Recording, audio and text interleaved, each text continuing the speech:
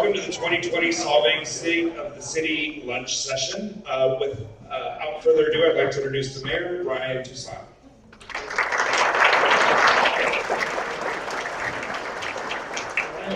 Thank you, Scott.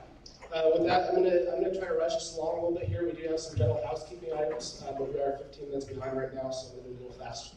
With that, we have again, welcome to the State of the City. Thank you all for coming. This is an actual agendized meeting, so I do need to take a roll call for our council. I'll start by saying that I'm here. Robert Clark. Here. Daniel Johnson. Here. Christy Ernest. Here. And Karen Wick. Here. All right, may the record reflect that we have all 5 council members in attendance. Robert, Member 10, would you mind leading the pledge of allegiance? Please stand, put your right hand over your heart, and repeat after me, please.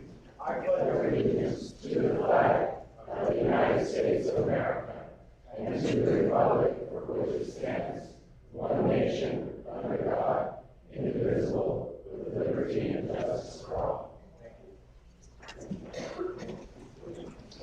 All right, so one of the things that's a little bit different this year is normally we just have a State of the City luncheon. This year we had also a morning session as well. For those that were at that session that might be here, it's relatively the same information with an additional speaker here. We have our opening speaker today is going to be Monique Lamont, which is our State Assembly member. Monique. She might be up here. Right here. And then we have myself. I'll be delivering a high-level presentation on some of the items going on within the City of Solvang, as well as some future initiatives. We'll talk a little bit with Shelby Sim and Scott Schmake from IDK and Business YB. And then we also have the Spirit of Solvang presentation led by Esther Bates, the director of the Elvacoy Museum. Art history, where's Esther? There you go. And then we have, we're going to be doing a Solvang brand initiative talk by Rennie Kierskov. And then we're going to be having Jim Cannell with the Landsby, talk about the Landsby success and some other projects that have gone on in the City of Solvang, namely the park project that we have. And then we have economic development. There'll be Ken Hero with Cosmo. So with that, I'd like to invite our State Assembly member, Monique Lamont, up to stage.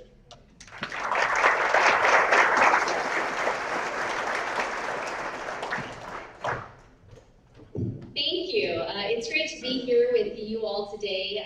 I appreciate the mayor introducing me and also the council for inviting me. We have over the years talked about how we can ensure that the City of Solvang has a voice in some of the issues that the state is doing, and we thought, well, how could we ensure that connection happens? Because there are times where I have to tell you, and well, probably don't have to tell you, that the state has so many issues at hand, and I feel like some of our smaller cities, some of our more rural cities, cities with more agriculture don't always feel that the state is moving in a direction that remembers them in every moment. So it's great to be here with you. I wanted to give you a quick legislative update in terms of what's happening in Sacramento. Many of you are following the news on some of the issues. This week it's coronavirus in the state of California, but we are working on a number of issues in the state. As your representative, I have been there 3 years. I am in my 4th year as your state representative, and I have served on a number of committees. And in our role in serving on these committees, we tend to specialize and focus on these issues, even though the policy issues we vote on are much more wider and ample than just these committees. But I serve as the chair of the Banking and Finance Committee for the state. I serve on the Health Committee, the Housing and Community Development Committee, on our Natural Resources Committee, and on the Budget Committee, specifically the budget overseeing K through graduate education in our state. One of the things that has happened over the years, and it was just in my first, I was going to complete my 1st year anniversary when the Thomas fire hit on December 4th. And since we've been in the legislature, we have these conversations about the impacts of natural disasters. Certainly Santa Barbara County has felt it with the Thomas fire and the debris flow. And we know, because we heard from the city immediately, that our San Ynez Valley was feeling that same impact. When we had the freeway, the 101 closed for 13 days, we understood that there was an immediate economic impact to the valley, particularly on those who rely on tourism for our wine industry. We felt and we saw that. So our state has been working on how we can partner with the governor's Department of Business, GoBiz is what we call it, and other agencies like the U.S. Small Business Administration to support local communities in the time of a loss, in the time of an economic impact or loss. And so that has manifested itself in a number of grant programs and the number of Visit California stepping up to do more work and to really target areas that feel the immediate impact of any natural disaster. We have also been able in the last couple years to formalize some of the work that Visit California or GoBiz does, particularly around natural disasters. That's looked like an increase in funding, but it's also looked like a robust response.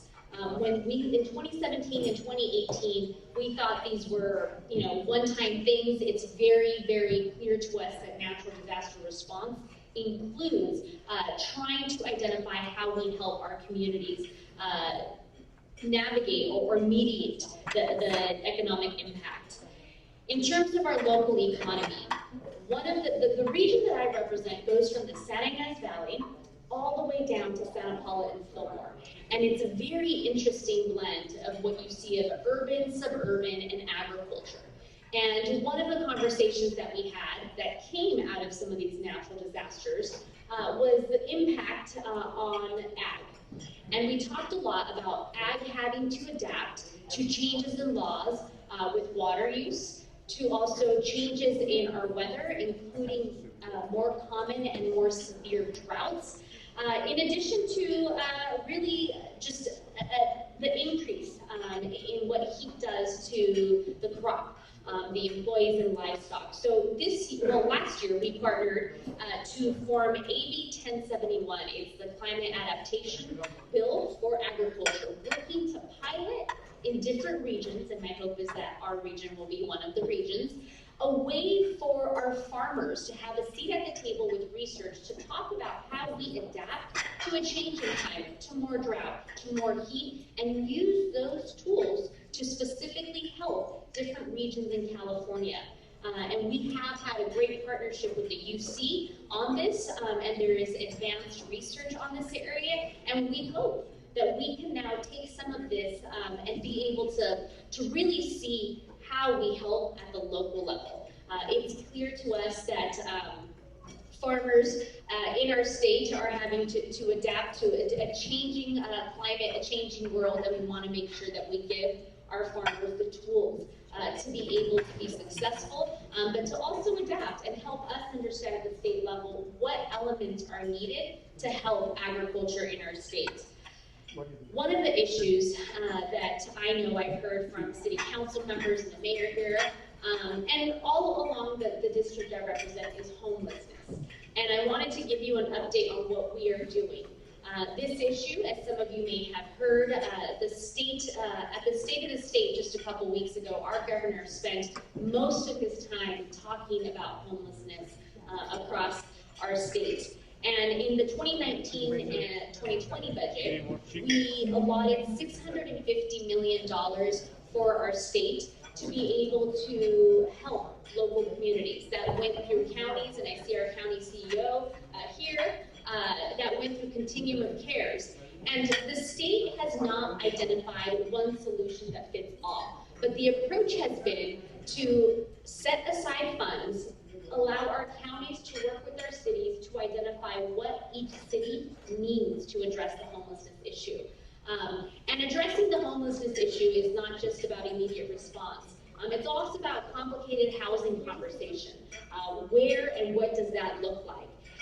I know that Santa Barbara County received about $9.3 million from those funds to address some of those issues. And there's been some active conversations at city and county levels about how to assess some of that and see the immediate impact. In this coming budget proposal, we see that our governor has allotted $750 million, but now it's a little bit more targeted to housing first models, to housing. What are we going to do to house some individuals?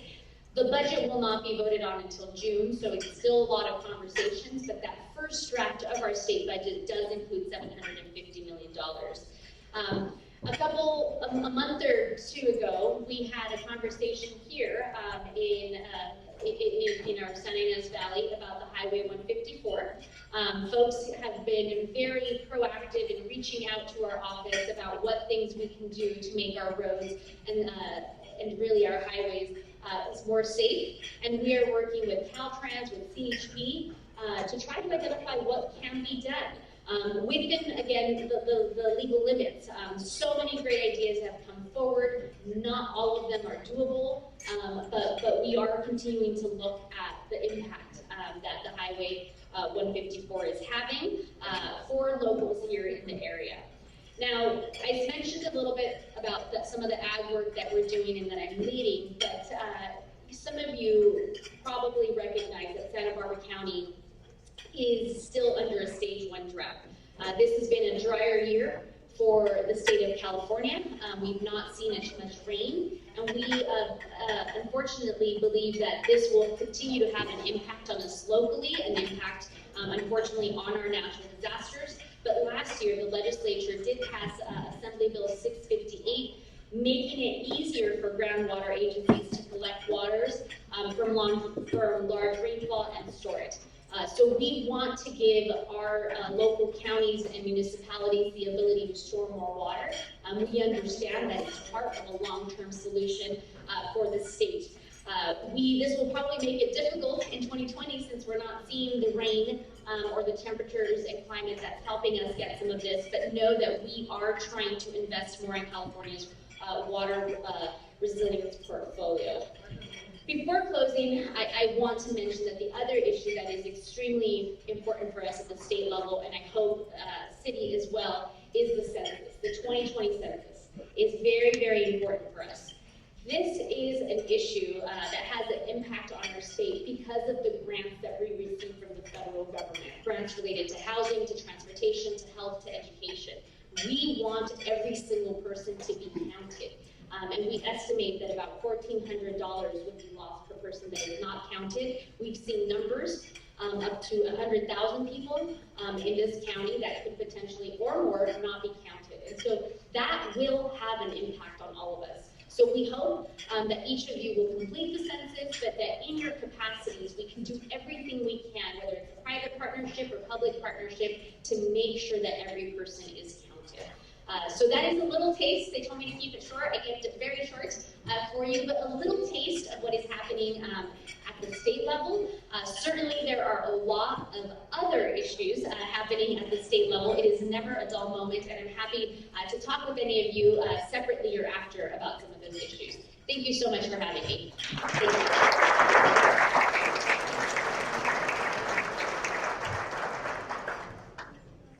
All right, thank you very much, Meek. With that, we'll move on to the State of the City 2020. There's a clicker here. All right. So with that, we have the spirit of solving, history, and vision. We're going to be covering 3 general topics here. We've got the solving heritage and brand.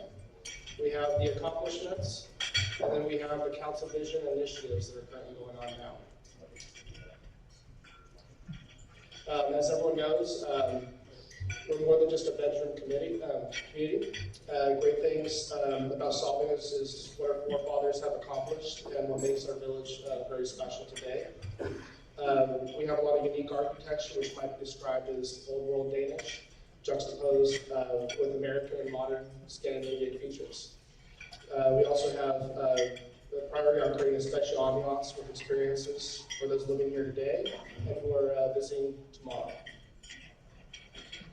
So with that, we'll move into marketing and tourism. We have current things going on now is revitalization of marketing and tourism. We have kind of a new self-sustaining event model that we've been pushing.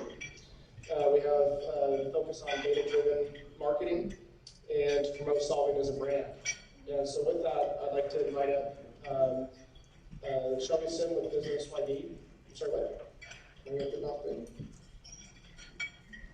Come on, let's hear it. Come on. I'm sorry, Scott with IDK, are you coming up too? No? Okay, well, there he is. Shelby, here you go. Thank you, Mr. Mayor. Shelby Sim, President and CEO of Visit the Santina's Valley. Thank you very much for the opportunity to speak today. Really, my goal here is just to define what Visit the Santina's Valley is and does. We represent the communities of Santinas, Solvang, Buellton, Ballard, Los Olivos, and Los Alamos.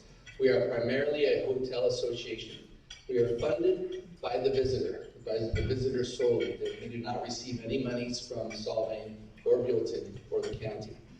It is a voluntary fee that the hoteliers initiated. We like to say that the visitor pays into the fund that brought them here in the first place. So our goal, of course, is heads and beds, is to fill the hotel rooms. And Solvang does an amazing job of providing content to bring folks here that attracts people to stay overnight. Our goal is to have them stay several nights, just not one or two nights, but know about the entire Santinas Valley of the Coast. So with that said, I'd just like to congratulate the mayor and IDK for what they've been doing, and we look forward to working with them. We don't duplicate efforts, we don't step on each other's toes, we just enhance the efforts. We have a grant program that provides monies to events that happen all over the Santinas Valley. Those funds are used to market and present and grow those events. With that said, Scott, would you like to show the video? All right, let's IDK put together like a recap of 2019 of everything that's been going on. So let's look at that.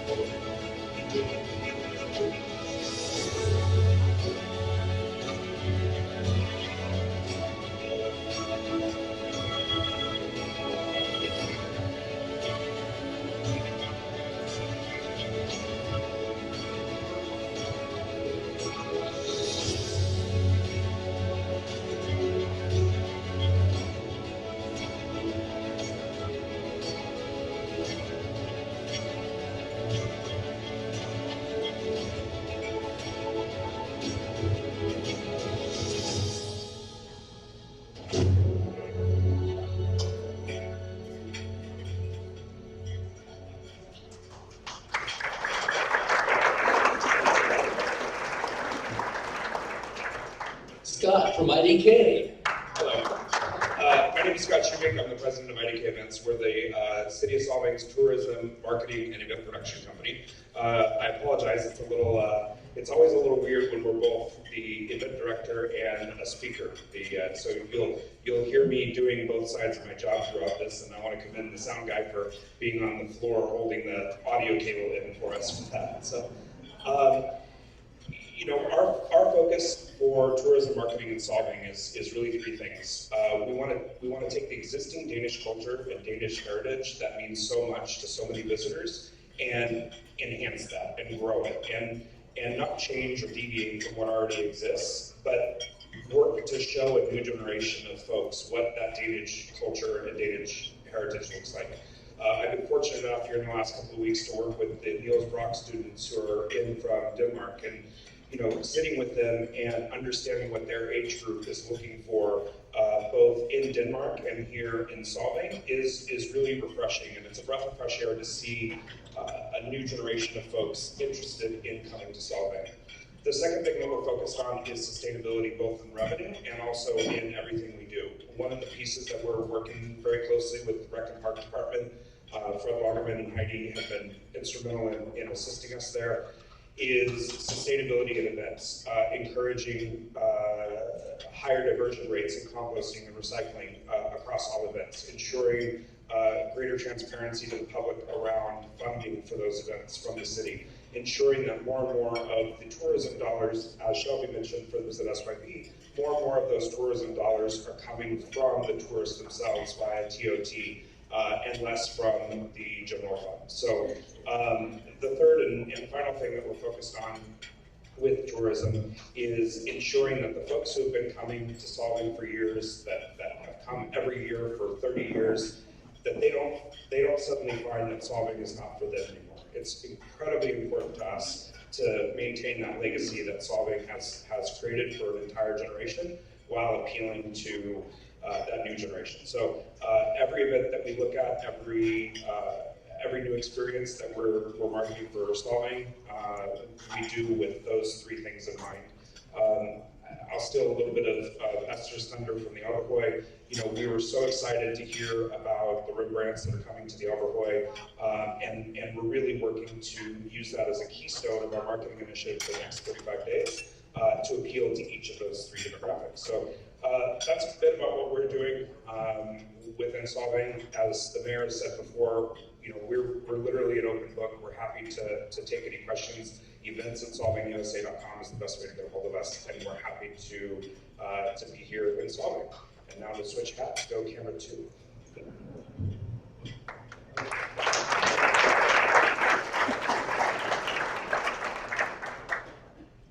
All right, so sum it up, we want to make sure that we're not duplicating any funding. We want to work together as partners, and IDK is we're going to focus on creating experiences that visitors YB can leverage as they market the valley. With that, we'll move on to next accomplishment, or current item we have a lot of the city. You might have seen these flyers around town. It's the Solvang Amnesty Program. So with this, there's other cities that have done this, and typically it's more geared towards residential, but one of the unique things we're doing here in Solvang is we're allowing it to apply to both businesses and residential. So anyone can end up in a situation where maybe you've done unpermitted work in your business or your home, or maybe you've purchased a business or home, or you've leased a business or home that has unpermitted work performed in it. So with this, we're kind of turning the tables on it. You can come to the city. We're happy to work with you. You can walk away anytime if it's just not working. But we really want to encourage people to come in, see what we can do for you. Staff's going to be very customer service oriented, looking for solutions, how to bring your permitting and building into compliance. We also I want to talk a little bit about the patterns around our general fund for the city. We have a goal to increase revenue while controlling our operating expenditures. So we have a little graph here that kind of shows the trend over time, and what you'll notice here is as we kind of get towards the latter part of the slide here, there's the margin between revenue in the green line and the expenditures, the red line, is starting to expand. So what that really means for Solvang as we move into the next budgeting cycle here in the next 2 months is that we'll be moving into a 2-year budget, in which case staff's already estimating that we might have nearly $1 million freed up in terms of margin that we can actually use to do things for the city of Solvang. One of our priorities is taking care of some of the aging infrastructure. So that's going to help us start chipping away at that, since historically we've only had about $500,000 a year to earmark for that. All right, some other accomplishments. We have a lot of focus on smart infrastructure, technology, and logistics to try to stabilize utility rates. For example, we have the Well 22 project. That's a pretty significant source of supply for water for the city of Solvang. That will also help us during the state water shutdown. And when that happens, we typically have to buy water from our neighboring agency, ID number 1. We've taken that a step further, and we're now doing trade deals with some of our state water. So that way we can get more cost of delivery of state water, while actually getting rid of the need to purchase water at a very high cost from our neighbor. So that, at the end of the day, controlling those expenses right there is what drives your utility rates. So our goal is to stabilize that, and we're happy to announce that at least so far this year we'll not have to raise the rates. I think the last time they were raised was 2015. As we move forward, though, obviously with the expensive wastewater treatment plant upgrade, there will have to be something that's done there. That's going to be one of the largest expenses the city has seen in many, many years. We're anticipating that to be 16+ million. There's also some infrastructure, our lines that actually bring sewage to the wastewater treatment plant that will have to be addressed. We've developed a stormwater master plan and began some of the drainage improvements. That's a state mandate that we have on us. Just not one of those things that typically in the past the cities have to take care of, but now we have a state mandate on us that's probably averaging over $600,000 a year that the city all of a sudden has to come up with to manage stormwater. So moving forward with that, we've implemented some traffic calming measures on Byborg and Elm Avenue. We have it on our advanced calendar now to evaluate some further traffic calming measures in other neighborhoods. And we also had a huge infrastructure improvement with our water meter replacement program.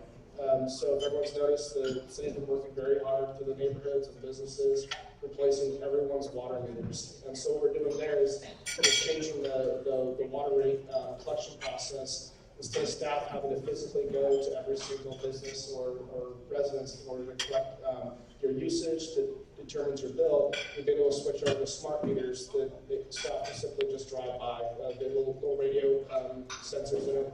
We'll work on developing that further so we can get more live delivery of what's going on in the city.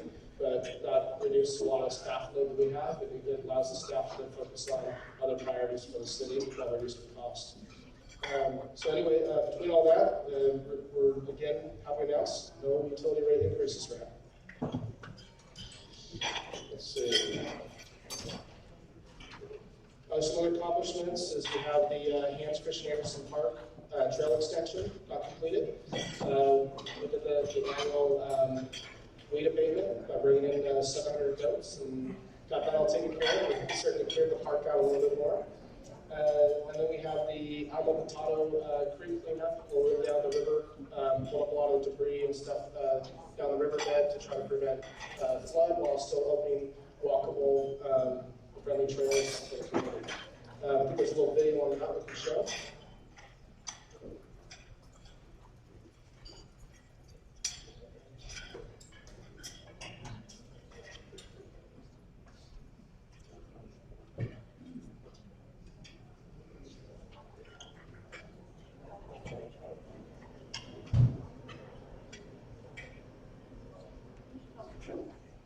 All right. So just a little clip there, just showing the cleanup process going down the riverbed and the staff are at work. We also have some economic development initiatives going on right now. The largest one will be talked a bit further later on with Ken here from Cosmont. But we're kind of reevaluating and welcoming helpful development to otherwise stagnant and underutilized portions of the city. So now with that, we have one of the opportunity sites that's identified as the old lumberyard that everyone knows that's today. It's been sitting there, having to do anything for the city for quite some time. So Ken will be talking a little further on that later. And then also, we just want to point out that that's also a great opportunity to improve the gateways in the Solvang.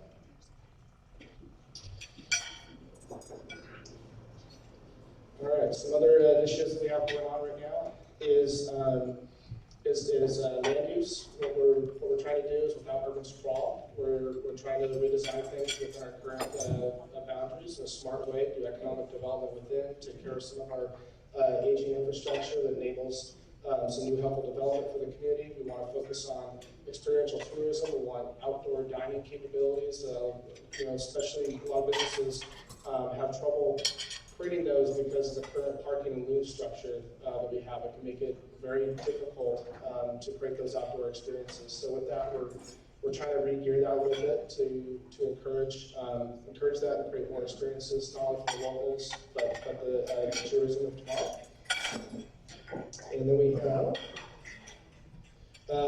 so then we also are working on addressing the current trends in consumer behavior. It's exceptionally experiential driven. So with that, we're going to be talking further about economic development, plan initiatives, things like that to further the city in those ways.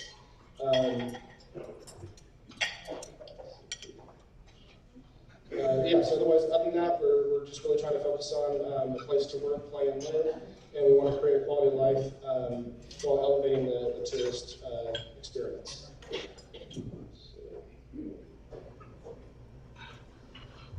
All right, so Solvang 2.0 initiatives we have going on here. In terms of infrastructure, we're working on furthering our regional partnerships to address water and wastewater needs. I touched on that a little bit earlier. Again, working out trade deals with our neighboring water municipalities helps reduce cost. Again, that's going to increase the quality of water while reducing the cost of it and stabilizing our water rates. We're working on further progressing our wastewater treatment plant upgrade.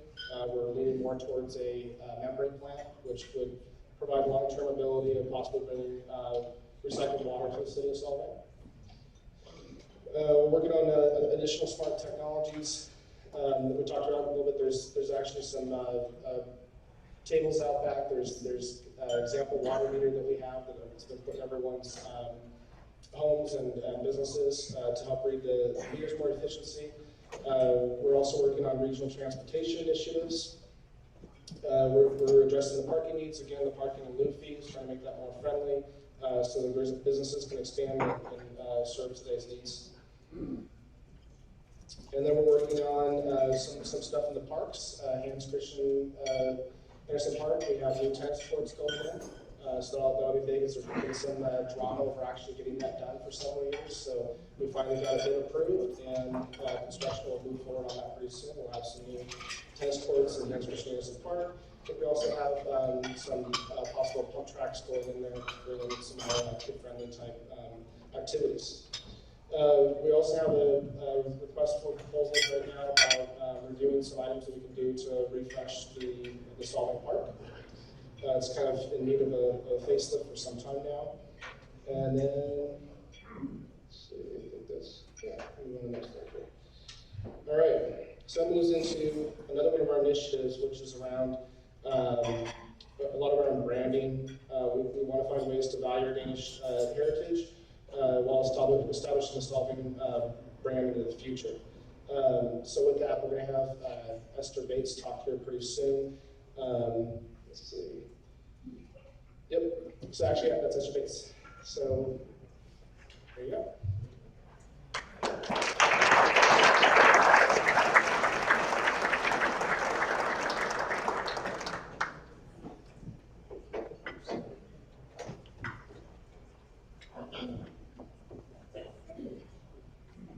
Hi, everybody. I'm Esther Jacobson Bates. I'm the Executive Director at the Illinois Museum of History and Art. Here to talk a little bit about our Solvang roots and the history of our town. They're working on a little change to the images here, but here we go.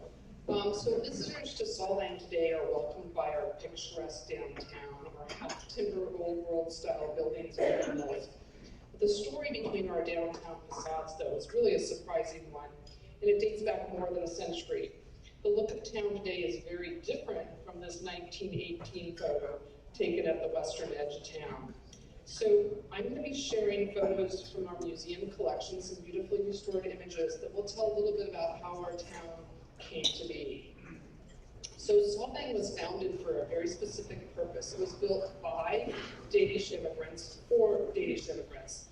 The town was designed to preserve the cultural and spiritual traditions of Denmark while helping the Danish newcomers adapt to a new country and become Americans. And how did this happen? This is what we do at the museum. Solvang began as the dream of 3 Danish immigrants living in the Midwest. They set out to establish a Danish colony on the West Coast, a place where Danes could band together for mutual support. They planned to buy a large tract of land, subdivide it into plots for farms, houses, a town, and, very importantly, a folk school. The land search began, and they traveled up and down the West Coast. This is the train approaching Los Olivos. Travel was arduous. It was grueling and exhausting. They spent a large amount of time. This is the way they arrived first in Solvang on a train, then a horse and wagon, the 7 miles into town on coarse dirt roads. They formed a corporation in 1910, the Danish American Colony Corporation, and in January of 1911, they bought almost 9,000 acres. You can't see this map very well on these screens, but it's a large tract of land. It goes out to about Ballard. You'll see it goes way out to Buellton and beyond, and almost out to the intersection of Highway 101 and 154. It was a large tract of land. So they went about advertising it to Danes and Danish Americans and selling stock in their new business adventure here in Solvang. The town quickly grew to address the needs of the growing community. This is the first store in town that actually sat at the corner. The part of that building is still occupied by Rasmussen's today. Amongst the first to arrive in Solvang was Hans C.V. Skit, a master carpenter, and his crew. Hans is the guy wearing the clean white shirt there, and they went about building town. First, they built the hotel, pictured there on the right, and the first folk school was opened by November of 1911. The folk school was an immediate success. It was a school for young adults that would stress character development and personal enlightenment. This picture is kind of fun to look at. You can see the young women are those in light-colored dresses in front. The Danish and American flags fly. And you'll also notice over to the right by the oak tree, that is a tent. That was the first home for many of the early residents here, as there was no infrastructure in town. The school taught core subjects, but they would also instill an appreciation of Danish culture and traditions. The hotel was the social hub, the first home, for, as I said, for many settlers, the library, the post office, and gathering place. Living quarters for the male students were among the first things also completed. These are about 18 to 22-year-olds attending classes. Some of the female gymnasts in their gymnastic attire, complete with lace collars. Many of Solvang's early residents and settlers came from living in very comfortable modern homes, and they found it rather harsh here with the pioneer conditions, no electricity, no running water. Think of that tent. They worked hard on daily agricultural and other tasks. Women, children, and men all worked hard. But they also loved the temperate climate here. The Danes had come, most of them, to Solvang via some time in the Midwest. They loved how our beautiful weather, like today, allowed them outdoor opportunities. Here's a group gathered up at Nahui Falls, a favorite location for visiting. They did that on Sundays after church, 7-mile ride in the horse and wagon, and then a hike up to the falls. Downtown Solvang grew quickly. The entrepreneurs built businesses that provided goods and services for the growing community. This was kind of a guy's hangout. Everything you needed there in one location. By the way, that building was located very close to present-day Svensgaard's Lodge. The bank was a sign of financial stability. That's the building on the left, built and opened in 1913, a sign that the Danes were here to stay. the first bake in the Santinez Valley. That was quickly followed by a general merchandise store, a creamery, a bakery, a butcher shop, and more. Education was key to the founders' plan. When the Danish settlers began arriving in 1911, the only buildings in what is now Solvang was the one-room school and called the Inez School and the mission, which was not part of their property purchase. As the population grew, so did the demand for education with the new elementary school, Inez School, and that also was located over in the vicinity of present-day Svenskar's Lodge. In 1914, the folk school moved to an impressive white structure on the hill overlooking town and took a new name, Atterdag College.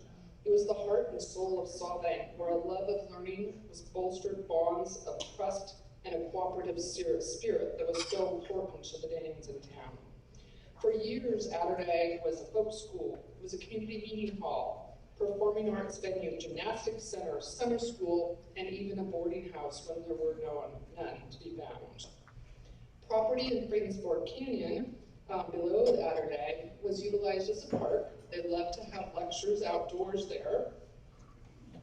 Healthy minds and healthy bodies were part of the folk school tradition. Here's some of the male students showing off in the new gym built at Atterdag. Not to be outdone, the women are showing their stuff. Though the early years were precarious, the community preserved and it took root and thrived. And our once remote little town was a close-knit community with farms and businesses that served the population. 1919, Marcus Nilsson, you may recognize that name, which eventually was Nilsson's Market for many years. That location is present-day Rasmussen's. Those buildings that you see lining the road, many of those still remain in town. They're structural underpinnings. A new post office was built on Main Street, which is Copenhagen Drive now. Butcher shop, other essential services, some not so essential services, and services for the automobile, a new business and a new mobility, especially as the town was located at the intersection of Longhook Road, that's what we call Mission 246, and Gaviota Road, which was the main thoroughfare out to the coast. So up until 1927, Solvang looked like many other nondescript, practical Western towns, and almost every building utilized simple block or wood frame construction, a lot of them with false fronts, Western false fronts. When Solvang was founded, part of the plan was to set up a Lutheran church that would be a spiritual center for the settlers. And although the congregation was formed in 1912, it wasn't until 1927 that construction began on a dedicated church building, the first Danish-style building in Solvang. I love this view of town, impossible to get nowadays. But agriculture has always been central to Solvang. The crops have changed through the decades. The Danish dairy farms have all disappeared. The fields that once produced alfalfa and barley and beans now, of course, are dotted with things like small organic farms, orchards, olives, and wine grapes. The look of town evolved over the decades. In the 1930s, mission-style arches were added along storefronts on Main Street. You may recognize those around Rasmussen's today. Solvang's silver anniversary in 1936 was a big milestone that demanded a big party. It was a 3-day celebration, and so successful that it was decided that they would have another party the next year, and the next, and the next, and that became Danish Days as we know it today.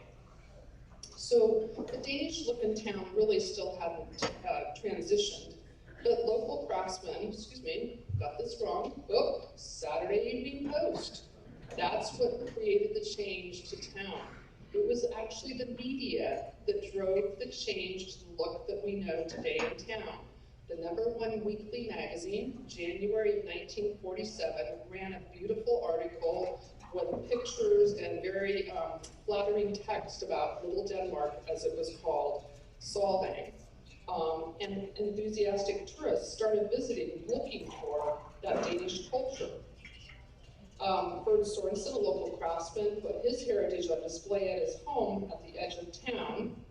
But about the same time as the Saturday Evening Post article appeared, the young men were returning following discharge from World War II military service. and looking for ways of making a living. They turned to tourism with an ever-increasing success and emphasized Solvang's heritage by building local structures in traditional Danish architectural style. This is the first Danish-style building in Solvang, the Copenhagen Square project. And as we look back, you can see how it's a mix of styles there as town grew and evolved. Now, although the Danes had rapidly adapted to California life, they kept close their Danish traditions. Folk dancing was popular and continues today. Changes were inevitable, of course. The automobile connected the remote town with nearby communities. Newcomers began moving into the area and compelled the community to evolve both commercially and socially. Danish bakeries moved from producing just staples like bread to pastries. This is the back of Bergholm's bakeries in the 1950s. Windmills were built in the downtown, both as commercial structures and as enticements for our visitors. But that cooperative spirit that the town was based upon continued to be important. The volunteer fire department is an example of this. It served the town and continued that tradition. So up until the 80s, all the changes to the downtown area had occurred without any city government. That's not to say that there was no leadership. Initially, local businessmen simply organized to get the basic projects done. But by the 1950s, bigger changes to the town demanded that more services be provided. Investments the county was unwilling to make for a little unincorporated town. So to solve this problem, Solvang became a special district in 1951, authorized by the state legislature to sell bonds and impose local taxes that would generate revenue for necessities like public sewer systems and water.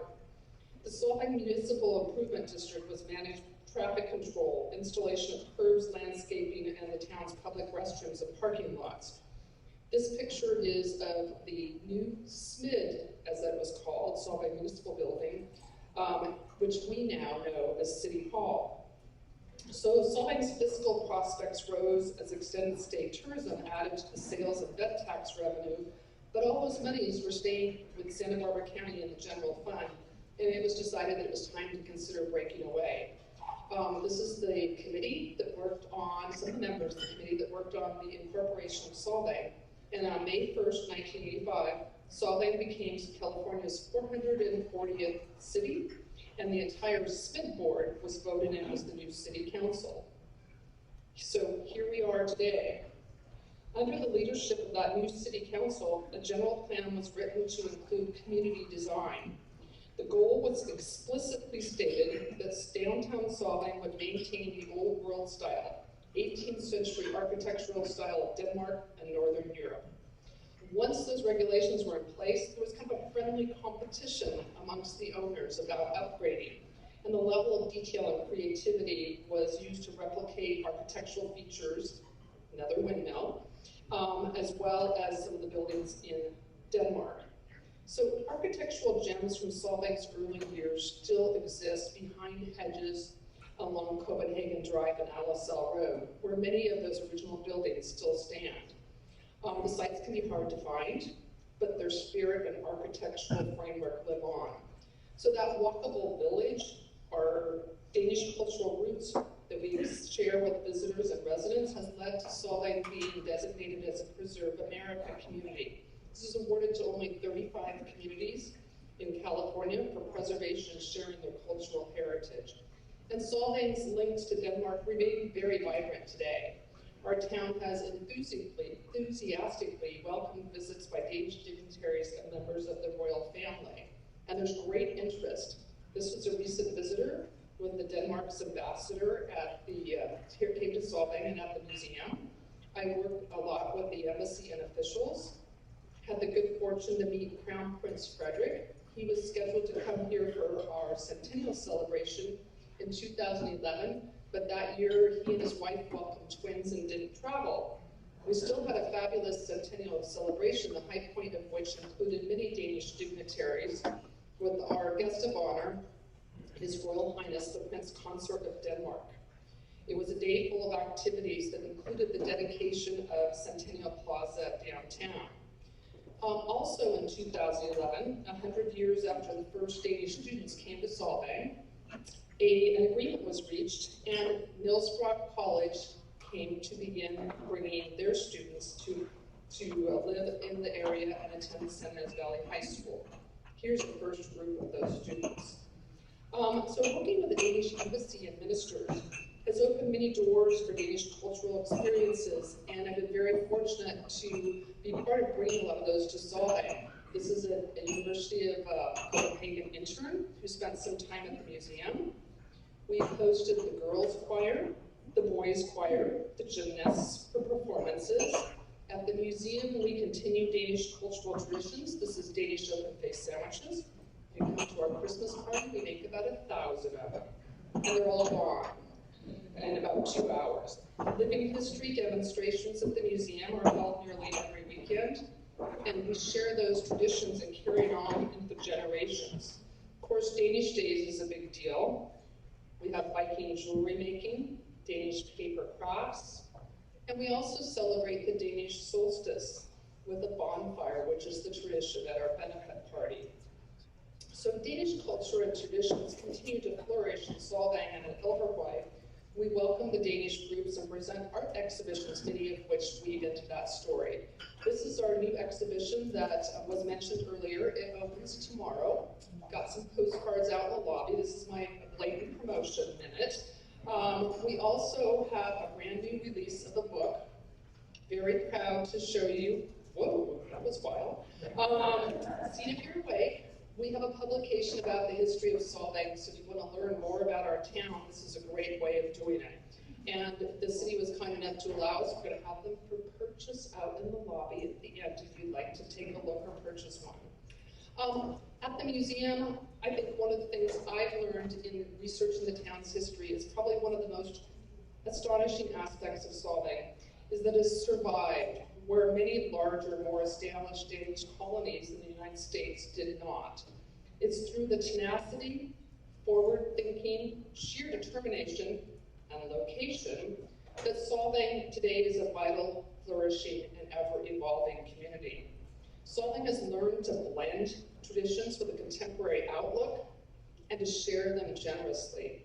And I think perhaps this is the most tangible way of honoring the historic spirit while looking towards a dynamic future.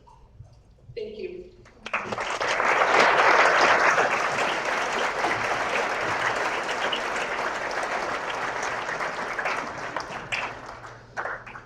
All right, so with that, it's just really important we recognize and value our Danish heritage while establishing an updated and more modern brand for Solvang to lead us into the next decade. So with that, I'd like to introduce Rennie Kirsner.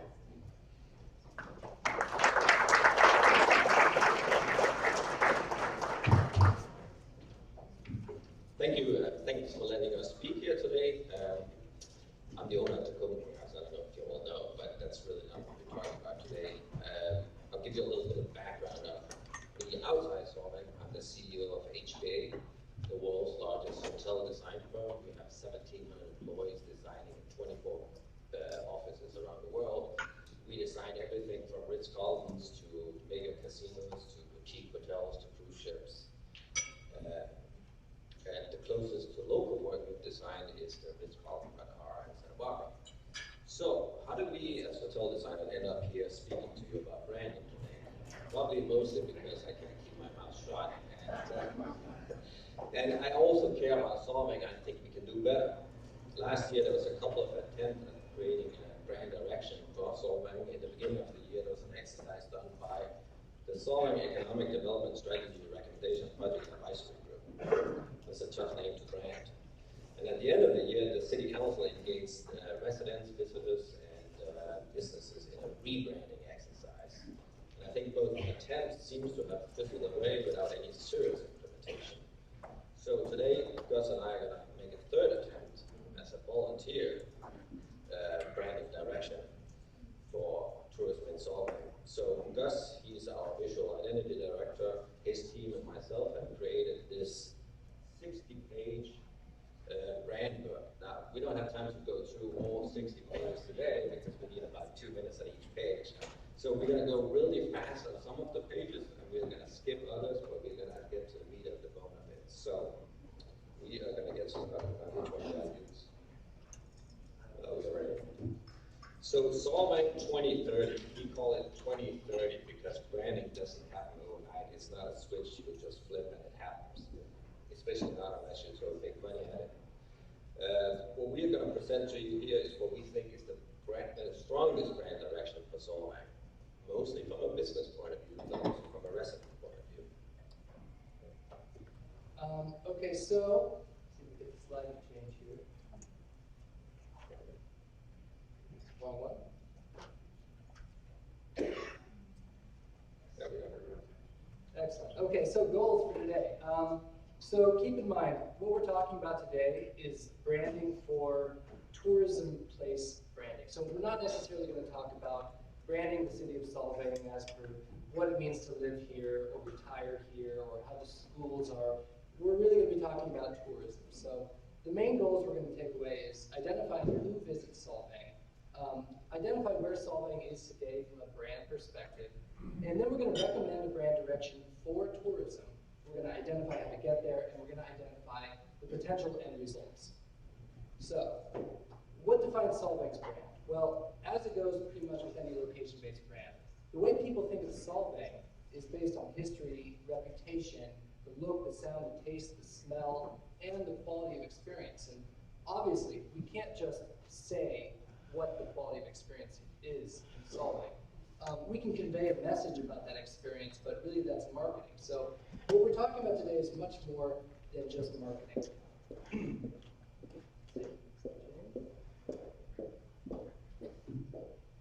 It's coming. There we are. Marketing is really what you say it is. Ultimately, branding, it's what they say it is. So while it's important to say what it is, we also have to be what it is at every level and possible opportunity to influence the perception of Solvang. So if we go a little bit back in history without stepping on Esther's presentation, Solvang started in 1911, as Esther said. It was built by Danes for Danes. In 1947, that was changed to built by Danes for tourists. And if we fast forward today, that's built by many for even more tourists. I think it's interesting to notice that the Danes didn't come here to build a historical part of Denmark. They came here to get their contemporary piece of Denmark. So if we look at Solvang today, what is Solvang today? We base much of our research on the 2012 visitor survey by the Chamber.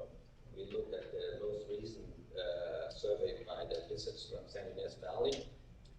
And what we find interesting is that 58% of people who come to the valley, or only 58% comes to Solvang. Room rate is about 195, it's okay, 61% occupancy, and supposedly 1.5 million people come here. Out of 1.5 million people, 81% only comes here for the day, and they spend only $37. So for $37, you get a cup of coffee, a pancake, a can of fake Danish cookies, a spoon with a Solvang sticker on it, and then you get a pastry or an ice cream. Out of that, the city gets 1% in sales tax. If I get it right, that's about 37 cents. And to use the mayor's favorite quote, that's not enough to flush the toilet twice. The city has negative cash flow when 1.2 million visitors coming here. And listening to the assembly woman, maybe just flushing the toilet once.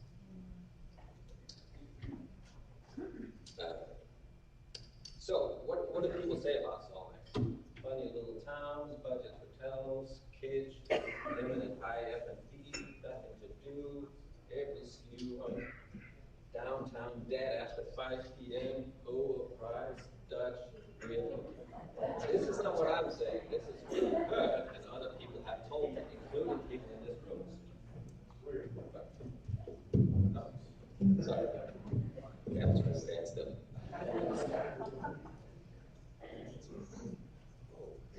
We're going to use this. Okay, good. There we go. So what it should be, and again, what we want people to say about Solvang.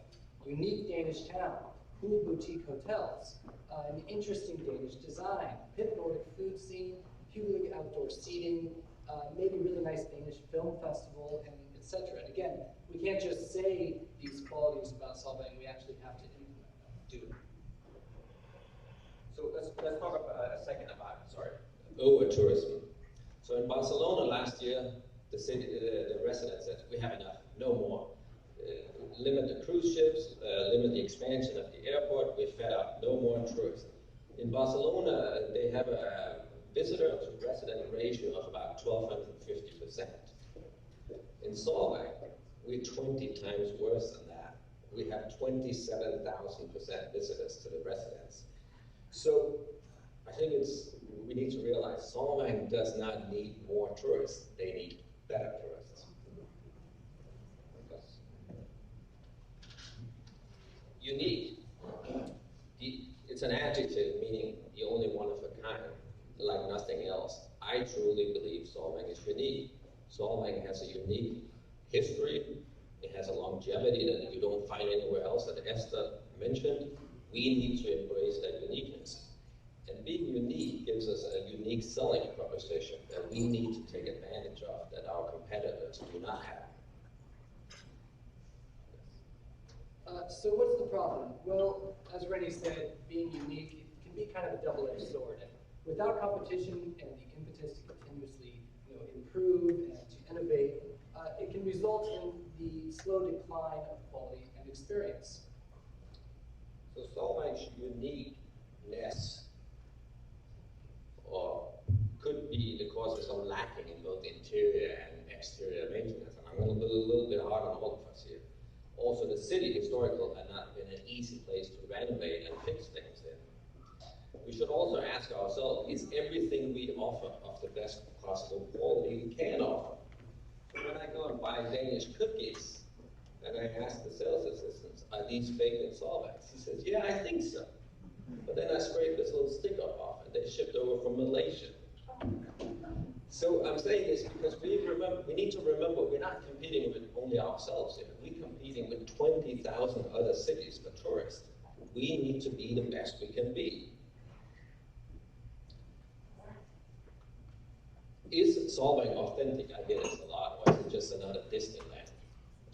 Well, the reality of authenticity, Solvang never was Denmark, and Solvang never will be Denmark. But Solvang is a reflection of the current Danish immigrant and the past Danish immigrants' view on contemporary Denmark. It's also a reflection of 100 years of Danish immigrant history. And it's also showcasing 70 years of 17 to 1800s half-timber Danish architecture. But most importantly today, Solvang is an opportunity to showcase the best of contemporary Denmark. That is what makes Solvang authentic. And I know we're short of time, but I'm going to talk a little bit about Leavenworth. Leavenworth, as far as I understand, we compare ourselves to quite a bit. But there never was any Germans, and there still aren't no Germans. It's just a facade and a fictional story. So, yes, being authentically Solvang. As it goes, kind of the tragedy of success is the more tourists you have, the less authentic you are. And what we're proposing is implementing more contemporary Denmark in Solvang to have more of that authentic experience and then have a better quality of tourists in Solvang. So how we're going to do this? What we're going to do is we're going to identify the major components of a brand. We're going to talk about our vision, our mission, and our promise, and how that culminates into what we're going to propose for a new brand motto for the city of Solvang. So, our vision. Make Solvang the best themed destination town in California. Right? This is where we aspire to be on achieving our mission. And our mission? To give all visitors a Danish and unique experience in Solvang, the Danish capital of America. And this is what we can start doing today. And our promise, which is basically our brand narrative that we want to tell the world. And that is Solvang, the Danish capital of America, that celebrates the essence of Denmark, both past and present. A place filled with the spirit of Denmark that welcomes you to indulge in our food, wine, beer, and hospitality, while taking in everything Danish. And so that culminates in the following motto. And that is Solvang, the Danish capital of America. It's known, it's historic, it's old, it's big, we should keep it. Now the only thing we changed here is we added that, the Danish capital. We want to be slightly a little more arrogant because we're talking about branding and subsequently marketing. Right, so main takeaways. Goal of the brand is to bring the right visitors in the right numbers at the right time. The target is the current visitors, and it's also that potential demographic of the right kind of visitors. And most importantly, while also touching on the target, the residents of Solvang, we don't really consider the residents as direct stakeholders in the brand, but more so the beneficiaries of the brand, so they also have something to gain from this. And most importantly, be on brand, otherwise known as brand consistency. So the more we're consistent, the stronger the brand, or inconsistent, the weaker. So being on brand, what does it really mean? That means every time we do something, for example, an event, we need to ask ourselves, is this on brand? If it's not, we need to ask ourselves, can it be on, tweak to be on brand? And if we answer no to both those questions, we shouldn't do it as a tourist event, and we shouldn't do it in the TRC. If it is on brand, let's take it to the brand guidelines and give it to the LDK, and they can implement it. So we're short of time here. We created a calendar of possible events, and we're not going to talk about all of them. There's some new ones, there's a suggested one, and I've heard in the past, well, if everything needs to be Danish, can we really have 4th of July? Yes, you can, because the biggest, I mean, I love New American, I love 4th of July, but the biggest celebration of 4th of July in the world outside the United States is in Denmark, right? So we tweak it a little bit and it will be on brand. It can be done. Sense of place, this is something when we design hotels we focus a lot on. What we design is to reflect the surrounding environment. Solvang is no different. And when we talk about sense of place for Solvang, we're talking about the look, the taste, the smell, the sound. For Solvang, that means the look is our Danish half-timbered architecture. The feel is the Danish street names, the Danish retail stores, the Danish history. The taste is the Danish bakeries, the wine, our restaurants. The smell, again, our bakeries. And I think we could do much more with flowers in this town. And the sound is our bell towers. We should even add some Danish words. When I go to Hawaii, everybody says aloha and mahalo. Everybody in Solvang should at least say hi and tak.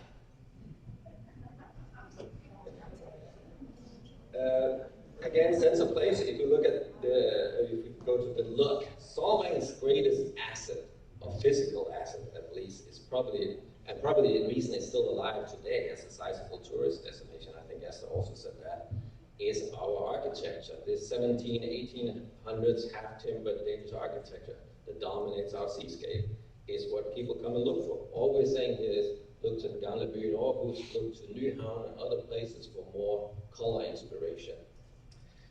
Partially this slide and the following slides is to do with city master planning, and that's not what we're here to do, so we're going to go real fast.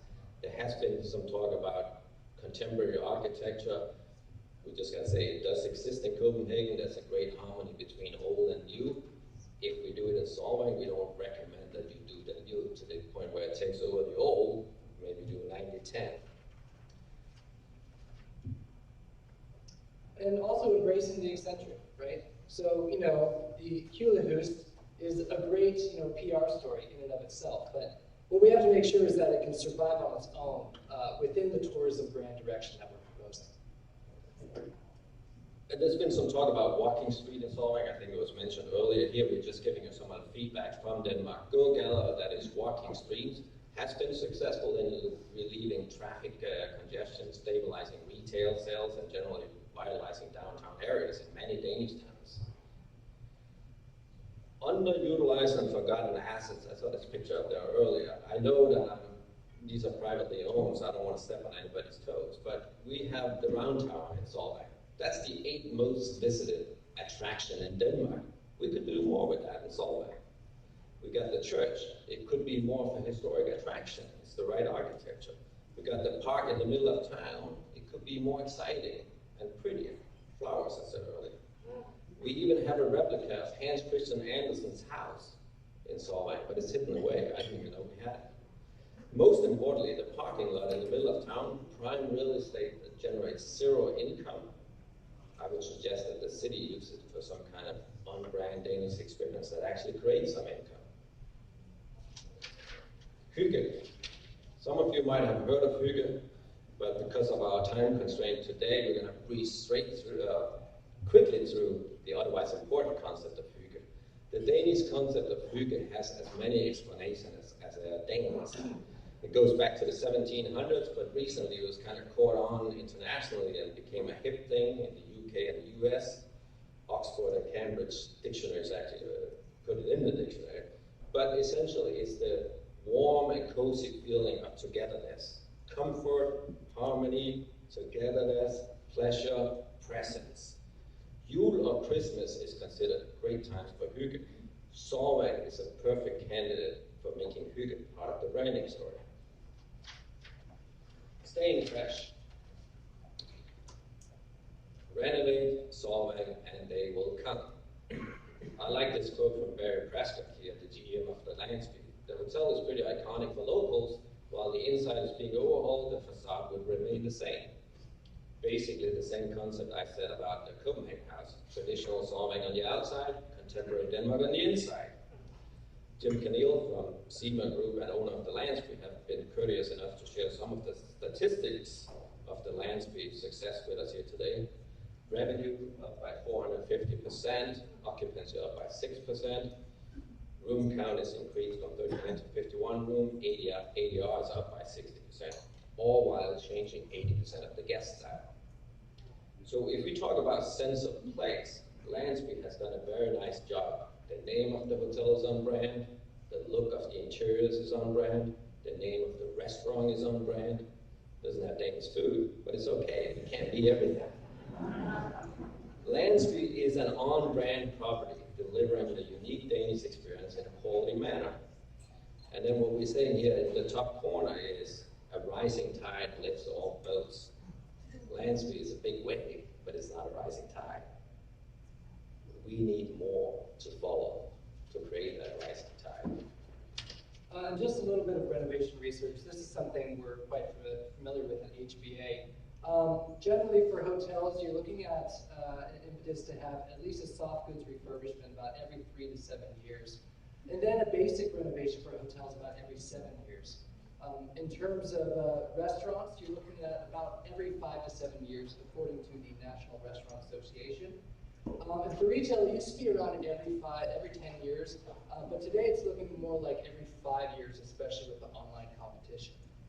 So what we need to ask ourselves, and business owners need to ask themselves, is what are you doing to stay fresh? What are you doing to help renovate your offerings? And the city needs to make it easier for businesses to renovate. The next question, otherwise Senior is going to come after me in a second. So we're going to breeze straight fast through this one. Tourist experiences that are popular in Denmark. We're just saying we don't have enough of those in Solvang. We're giving you some ideas here, or the city council, some ideas of what we could create. Happiness, hidden Nordic food, hands Christianity, and bicycling, biking, green, it's all popular concepts. I know we talk about green and sustainability. For the future generation, that's going to be very important with the millennials and Gen Z. Keep going.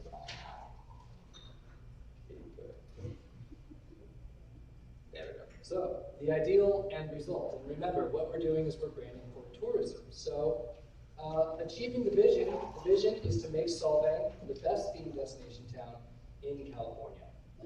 So, I want to stop up here for a second. Our recommended brand direction for tourism place branding in Solvang is to give all visitors a Danish and unique experience. I'm not saying this because I'm Danish.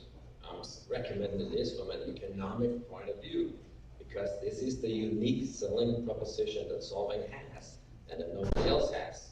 If we abandon this, we're just another little town in California that has to compete with everybody else without having something unique. Does that mean we can only be Danish and only sell Danish stuff from now on? No, it doesn't. We can go all out like we will. We can be in the middle like the Landsby, or we can be none of those things. Does that also mean we cannot buy fake Malaysian cookies in Danish cans anymore? No, but that means the city as a whole needs to focus and promote on people who want to buy authentic Danish cookies baked in Solvang and other quality stuff.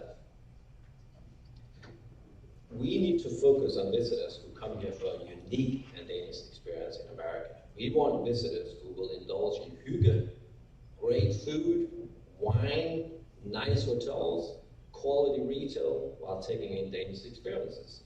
We should not settle for day trippers who come here to spend $37 and leave 37 cents for the city. And we're probably in the upper corner here, we're saying, look at the Center Ines, Visit Center Ines Valley report. The right people are roaming around in this valley. They're just not coming into Solvang in big enough numbers. While we are focused on taking care of big numbers of $37 visitors. And so we do draw a comparison here with Carmel. You know, similar in size, similar in tourism dependency, just up the coast here. We can look at a financial comparison. 71% occupancy average rate in Carmel versus 61% in Solvang. Their ADR is about $247. They're sitting at about $194 average in Solvang. And in Carmel, you know, F&B offering-wise, they have, you know, their most successful restaurant is the Michelin Star restaurant. And one of the most successful restaurants in Solvang is the Pancake House. And, you know, so you can see kind of the difference. They have a Tiffany, there's the Copenhagen House here. So, See the difference? yeah, a little bit of a difference, but we're not saying we have to be Carmel. What we're saying is, if we want to do better, we might as well look at what the best are doing. Regardless. And there we go. So, who's going to do it? So this is the problem. It almost takes a village to create a brand. It doesn't really matter what I'm thinking, what Gus is saying, what each city council member is thinking. If a significant mass doesn't buy into this, it will not happen, or it will be fragmented. Right, so it's critical that the city takes the lead on this. And what we're proposing here is that everybody needs to get involved. City council, city manager, board of architectural review, you know, the tourism board, the business community here, everybody working together.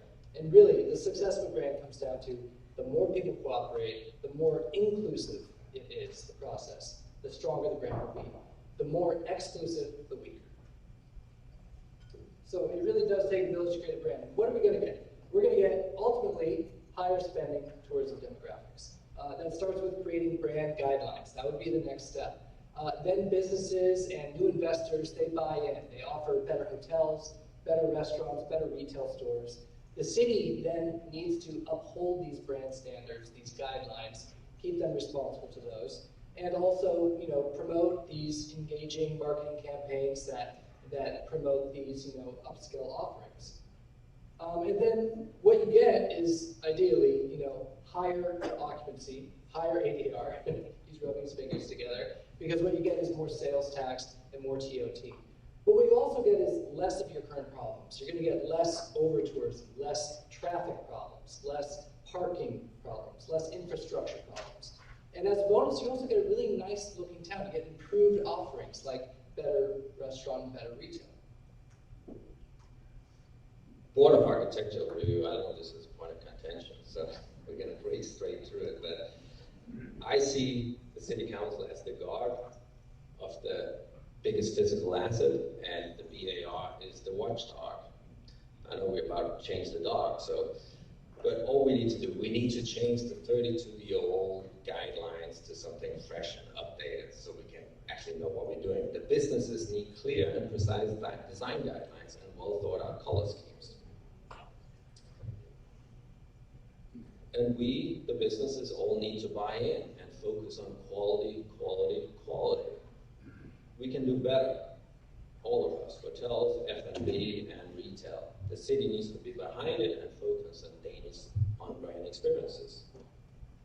And this is a little thing, we say, we shouldn't just say it, we should be able to help people. So we're suggesting you set up some kind of Danish cultural and business and advisory group. So if people want to be on brand, you got to be able to help them to be on brand. It's a volunteer thing without any authority. And quickly, our friends around us, we see that as the Chumas casino and the wine industry. Our two friends behind us, they have their own competitors. There's 69 Indian casinos in California, and I think 26 of them are around Los Angeles, our biggest feeder market. And there's 3,000 other wineries. So All I'm saying is work together, because the three of us together are a stronger proposition than each of us alone. Okay, so we're going to get into visual identity now. So, you better go there, Gus. So, I'm going to let Gus talk about this, since this is his expertise, and I think we've all been waiting for the logo.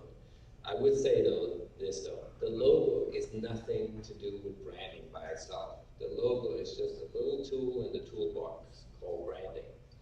It's something the city of Solvang has not managed very well. We have about 10 to 12 different logos as we drove in. I noticed there's 2 down by the visitor centers that we don't even have on here.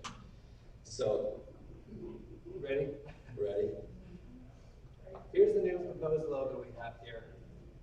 So what we're showing is kind of a nice, modern, sophisticated representation of that iconic windmill, that Danish windmill, and as a replacement to the mermaid. And I'll give you a couple of reasons why the logo shouldn't be the current mermaid. Number one, there is no ocean in Solvang, and mermaids don't do well in droughts. Number two, the Little Mermaid is actually copyright protected worldwide until 2030, so I don't know, we can't use it either. And number three, I think it's time for a fresh and updated and more sophisticated change. And then we show how this visual theme can be translated into more compact versions to use for social media, icons, emblems, city stamps, everything, and just kind of maintain a visual theme across all the different applications, signage, merchandise, the brochures, everything to social media, the Instagram account. And then we also show some further visual identity guidelines, just as a proposal for ways to stay consistent. Does everything have to be navy and cream? No. But again, just the more consistent we are and use these themes wisely, it bolsters the brand identity. And we're going to end up this presentation with a quote I kind of like. It's, unless a brand is adopted, supported, and given life by the stakeholders and partners, it will amount to nothing more than a logo or a tagline on a piece of paper or a website. So Bill Baker said that. So in other words, it's not about what we say, it's about what we do from this point on. Thank you. Thank you so much.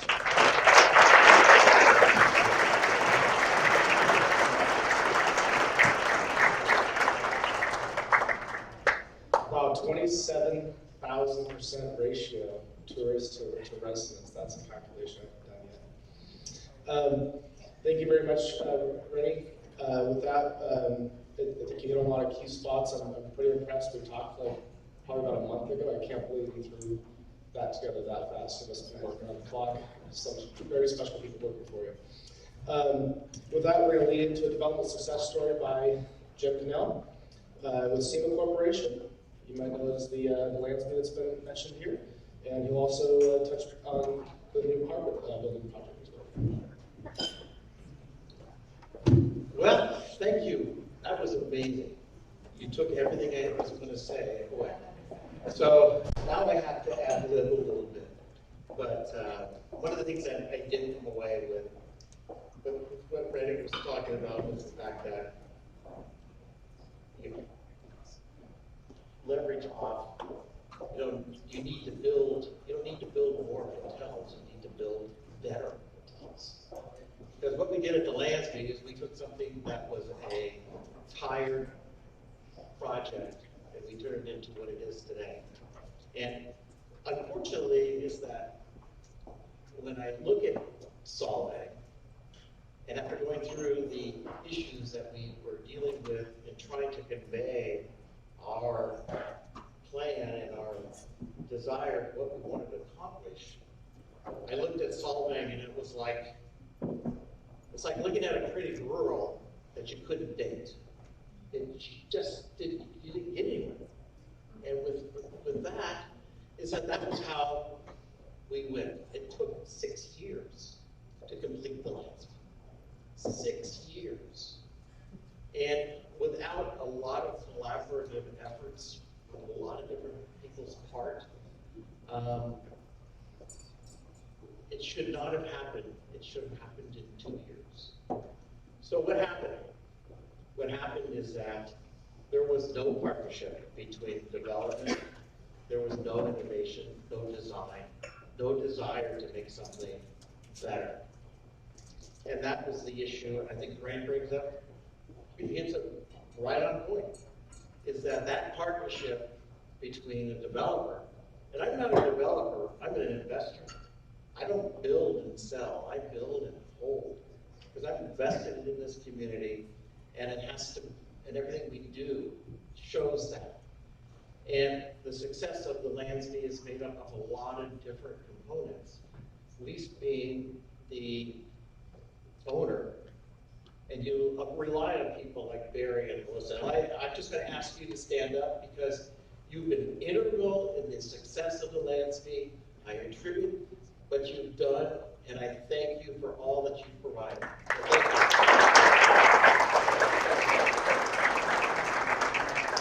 And at the end of the day, and just leveraging off Rainey again, is that innovation and design is a partnership between those that want to make Solvang a better place, providing a better, let's say, vehicle to move forward in the future. It takes a partnership. And that partnership with respect to the city, they have to be prepared to innovate, to create, and allow things to happen and change. Because cities are dynamic. They're always changing. Some of them change for the worse, some of them change for the better, and some of them don't want change. If you don't want change, then you have to be happy with the status quo, that $37 person. What we did at the lands fee is we took the dice and we rolled them, and I have to say that we were successful. Because we felt that if we were to build a better hotel, we're going to attract a better clientele that's going to pay rates that we haven't seen before. At the lands fee, there's times, Barry confirmed this, that we're up over $1,000 a night.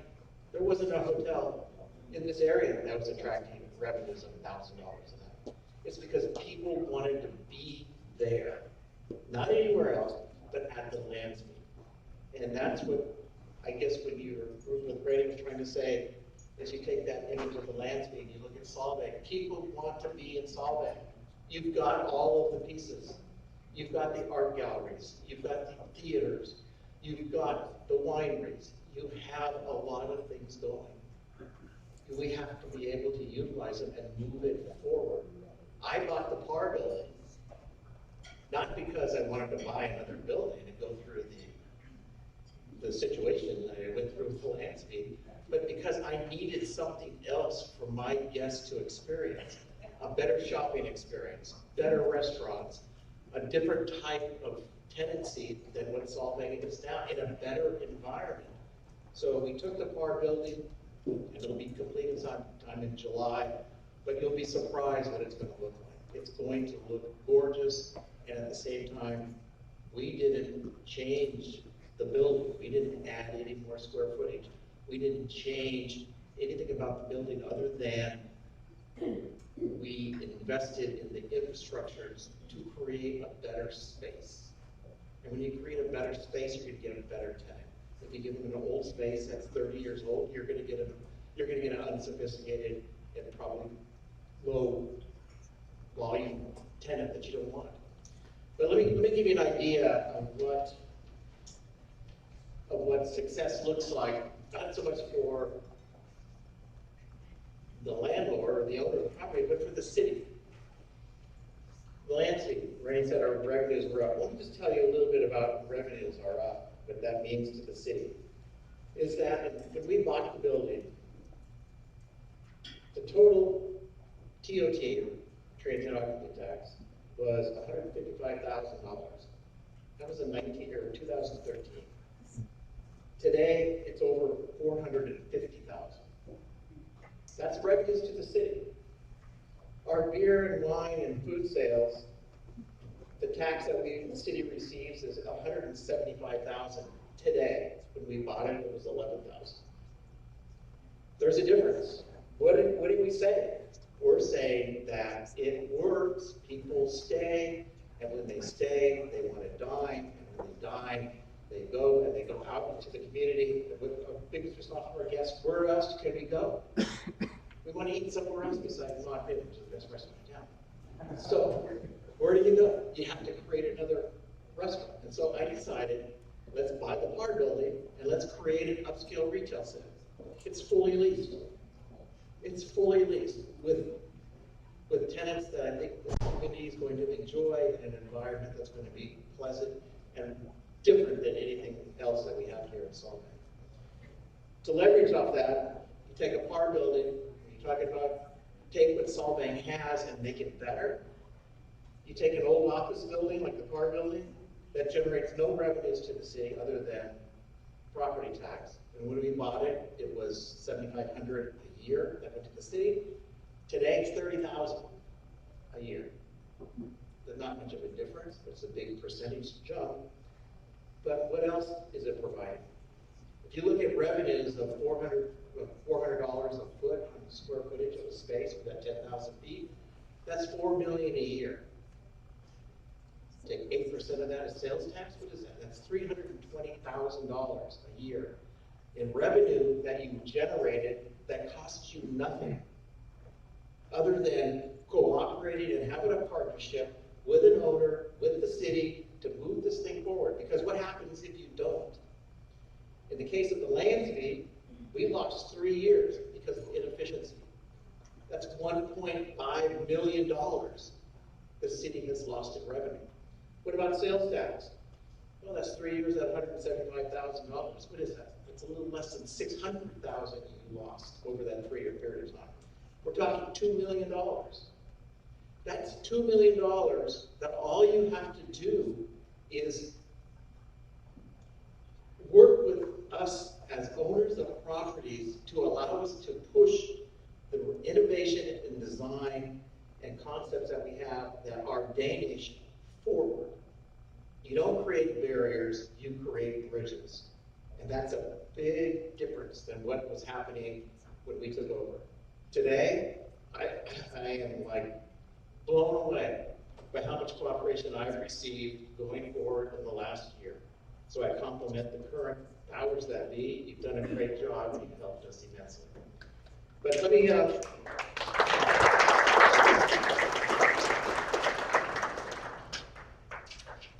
so I think I need to just, I'm not going to go much longer because I think Randy covered everything and I have no more notes beyond what Randy scratched out here. But anyway, let me just say this. As an owner or slash developer, you look for opportunities to create a environment that has the synergy to create a better environment than what you originally anticipated. So what we did in the land speak in the case is during our construction, this is a perfect example. During our construction, we had a lot of noise going on in the winery that was there, left. And another winery came and wanted to be there. We said, we can't lease it because there's so much noise going on, so much construction. And they said, we want to be there. We want to be at the landscape. We want to be next to you guys. And they paid more than I was worth in rent because they wanted to be there. So what does that say? Success breeds success. People want to be around successful projects. They want to be in a successful city and a successful environment. And that's what you create. We are owners, we are investors, and we don't sell. We're invested in this thing and we're going to continue to push it forward. To the extent that we can add on to that and push it forward, we're demonstrating at the par building. We have more projects that we're going to do and do the same thing. I need your cooperation and your help to make these things happen. Because we've already demonstrated what we can do. But what we all can do is greater. And I think that's what you have to take away. I appreciate everything you have to say. It was well done. And that's it. Thank you.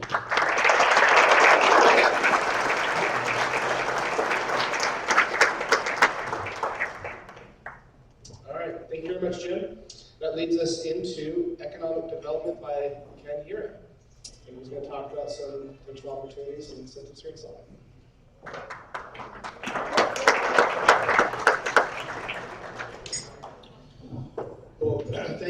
much, Mr. Mayor and members of the audience. My name is Ken Hira. I'm the president of Cosmont Companies.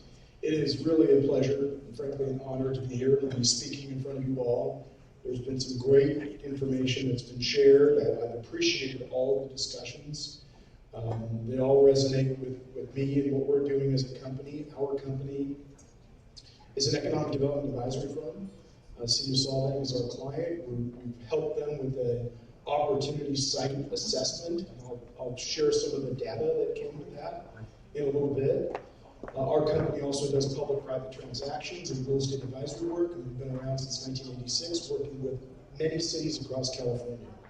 And what to me is most interesting is these days, as we're working with very iconic destinations and locations, Santa Barbara, State Street, St. Helena, California, the Napa Valley, here in Solvang. I was in Sausalito earlier this week. I don't know what day today is. I think I was there yesterday making a presentation on how Sausalito wants to change and how they want to leverage economic development. We're working on major malls that are going through significant changes as a function of land use evolution. If you look at this presentation, it's sort of high level, and we're going to talk a lot about trends. And those trends I'll call economic development, land use, retail trends, and then how they apply to the city. And then I'll get into some of the specific data, as I mentioned, that I pulled. So the theme for 2020, and I've done this presentation about 7 years now on trends. This year's theme is on thinking outside the box. And part of the reason why I use that term, all you folks probably know what a big box retailer is. We don't have those in Solvang, we don't have a lot of those in the Valley. But you know that those big boxes have been a big part of the consumer and their shopping habits. And today, and you all are probably participating in a very different way to consume, because you all are either using technology or you're seeking experience. And really what, say, Solvang and the Main Street has to offer is an experience. So I'll talk more about that. Our recent work, again, has been to focus in on an area that is maybe not at its highest and best use. It has multiple property owners. There's an old mill that is closed down. There's the Veterans Hall there. The county has some control real estate, a sheriff's station, a senior center, a parking lot. What we're trying to do is take a look at how that can be a reimagination project. So I'm going to use some terms today that if you haven't heard them or used them, you'll walk away and feel like you're going to see the word reimagination now that you're going to be thinking about it, because that's a big part of land use and retail changes. You're going to hear the word innovation. Jim used it a couple times. It's a big part of the other thing that we've been sharing in the city of Sausalito, create an innovation district. So there's some fun terms that are in today's vocabulary. We're currently working with the city to try to advance the cause on this opportunity site. And the market data proves that, in fact, when we talk about TOT in the hotel business and the supply and demand of that hotel industry, that there is more demand for hospitality. There is more demand for leisure travel. And there are more rooms that can be built and absorbed and invite and attract high-value customers to this valley in general. So here's some headlines. Entrepreneurship is sort of at a 40-year low. In the 70s, there was lots of new businesses being created and a lot of sort of innovation that was taking place in our country. Today, we seem to be relying on some of that innovation that's evaporated, or we're in a status quo circumstance, which is why I use the word reimagination. And so, in these little presentations, I try to have a little fun. Einstein is our featured guest for this 2020 discussion. And one thing that he says that I like to use is imagination is more important than knowledge. So when it comes to how are we entrepreneurial, how are we advancing and being willing to change and think outside of the box, we should think about some of his mantras. Also, a lot of retail stores are closing. Well, they're closing, but they're also evolving. And the service industry is now in a greater economic position than the traditional retail brick-and-mortar format, because we're able to omni-channel, buy things online, get our commodities through technology. So it's a big part of the transition and really the evolution of retail. We are obviously clearly in a housing crisis, And so I'll talk more about that as well in terms of the supply and demand of residential within this community. So bear with me as I go through the evolution of retail. Does this look familiar to anybody? The old classic downtown. This is where we used to, in the 40s, spend our time. This is a traditional mall that was designed in the 50s. This is the mall that I grew up in, some 3-story monster where you used to go to the 3rd floor and actually buy stuff. It's changing. The Power Center put a bunch of businesses, small businesses out of business. The Lifestyle Center, and then this evolved concept called blended use. Another term that I've coined, and I'm trying to collect a nickel for every time anybody uses the term blended use, but nobody sent me any money so far. Blended use is something that I discuss and use more than mixed use. You know the term mixed use, where you just, it's the same thing, it's just that what's happening is land uses like hotels and retail are starting to look and feel alike. Land uses like office and retail and hotels are starting to look alike. Residential is blending together with those other land uses. And I'll give you some examples of those. I'll go through this so I don't spend too much time. But the new equation has a lot to do with outdoor space, place, food. Those are your new anchor tenants. We have a lot of discussions with cities about projects specifically, including even 3rd Street Promenade down in Santa Monica. That outdoor space is today's new invisible anchor tenant. So the walkability in the outdoor space, if you will, on Main Street here in Solvang can be almost considered as an attraction, an anchor tenant. And if you look at new centers that are being designed, they have a lot of green and open space for a variety of reasons. Those are the new anchor tenant. This is an example of an old mall. I'm actually working on this down in Orange County. That is what's planned for it. And if you look at the homogeneous use on 60 acres, which is what that was, and then you look at the integration of uses, another term, another vocabulary term, integration and blended use. If you look at the integration of land uses, you have all the land uses covered that you can fathom. A mall that was over a million square feet. And you can think of even Solvang, if you will, as a version of a mall or a district. What's going to happen to that? It's not going to be homogeneous. State Street, Santa Barbara, with 10 blocks of retail, will not be 10 blocks of retail on a go-forward basis. It has to change. It has to evolve. It actually has to think outside the box. So this site is going to become 400,000 square feet of office, 1,500 residential units, 200,000 square feet of retail, which is basically already there, and a hotel. And the key to this site now, which creates a more sustainable project and a more sustainable product, is for it to be integrated. Reimagination. Residential experience, co-working, fitness. Amazon, by the way, is in the innovation business. Walmart today is in the innovation business. Walmart today is in the blended use business. And these are the thought-provoking thought leaders that we should be thinking along the lines of to create, at the end of the day, a better experience for the citizens of the community and for the customers. And remember, with 7,000 folks living in the city of Solvang, there's far more customers that are coming to support this city. So they're coming from outside. Fun, food, fitness, and fashion. The living room. So this is another concept. Where these land uses are coming together is in the living room. So I try to have fun with this. If you guys can guess what product types are represented here, I'll give you back the nickel. So in your top left is actually the lobby or living room of a residential project. On your top right is the lobby of a co-working space, which is WeWorks. On your bottom left is Capital One cafes. And the banking industry is trying to change. And if you've heard the commercial about Capital One reimagining banking, there's a reason for that. Because banking, I think, has been the most boring space created in mankind's history. I grew up with my mom going to a bank, to make a deposit and make a withdrawal, and it was the most boring thing I remember as a kid. So why is Capital One doing what they're doing? Because they're trying to create an experience for the customer. They want you to stick around. And they're doing it vis-a-vis this living room concept. And on the bottom right is the lobby of a hotel. And I appreciated Jim's comments. I appreciate the success of the Lansby.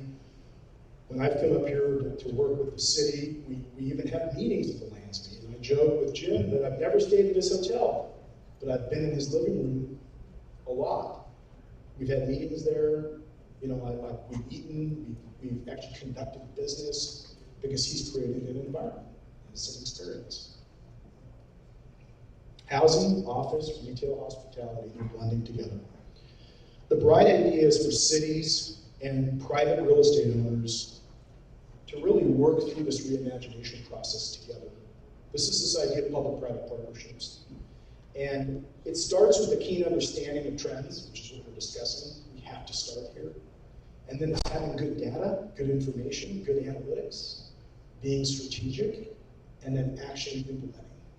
And I think it's safe to say that the city of Solvang is making a very avid attempt to make a difference on a go-forward basis relative to what the history of Solvang has done.